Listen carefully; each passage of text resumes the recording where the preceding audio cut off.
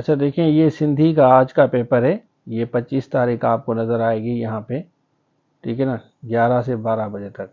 और इसमें पहले नंबर पे देखिए इन्होंने लिखा है कि each wrong answer will result in deduction of 0.5 marks. इसी तरह आगे चलते हैं, ये केमिस्ट्री का है, ये केमिस्ट्री लेक्चरर का कल हुआ था। इस पे भी आप देख सकते हैं कि फर्स्ट नंबर पे लिखा हुआ है ना, each wrong answer will result in deduction of 0.5। अब आपको समझाता हूँ कि आपको सारे क्वेश्चंस करने चाहिए या नहीं करने चाहिए।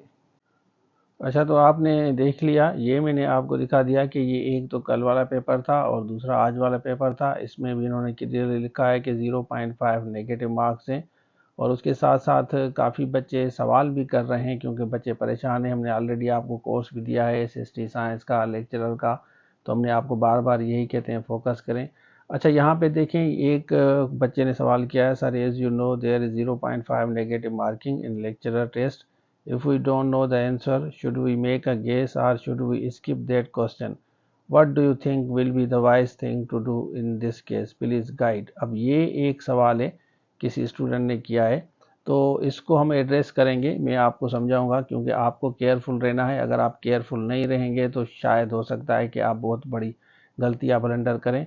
तो मैं आपको अपना एक्सपीरियंस शेयर करूंगा। सबसे पहले आप एक चीज़ नोट करें, क्योंकि मैंने सिंध पब्लिक सर्विस कमीशन के ऑलमोस्ट 17 के पेपर टेस्ट जो हैं वो पास किए हैं, ठीक है ना। पास्ट में काफ़ी मतलब टेस्ट हैं पास किए हैं, फेडरल की हो, सिंध की हो, और उसी बेसिस पे मैं आप लोगों को गाइड करता हूँ क्योंकि अल्हम्दुलिल्लाह हर चीज़ की नॉलेज है, तो मैं रूल्स भी उनका पढ़ता हूँ तो फिर आपके साथ शेयर करता हूँ।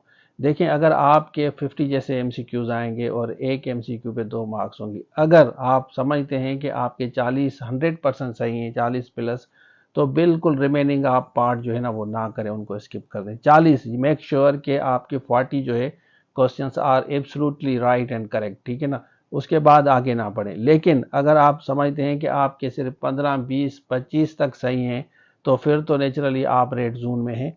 25 तक, 26, 27, 30 तक, इवन 31, 32 तक भी अगर है, तो फिर भी मैं आपको ये सजेस्ट करूंगा कि जो रिमेनिंग है वो भी आप करें। क्योंकि देखें, अगर आपके 30 सही है तो 60 पे तो चांस कम है कि आपकी सीट सिक्योर हो। तो इससे बेहतर है कि आप रिमेनिंग, वैसे तो रेड जोन में तो आप ऑलरेडी आ गए। अगर आपके 25, 26, 27, 28 मतलब 15, 16 वाले बच्चे तो 100% करेंगे, लेकिन 30 अगर जिनके सही हैं उनको भी हम रिकमेंड करते हैं कि आप रिमेनिंग करें।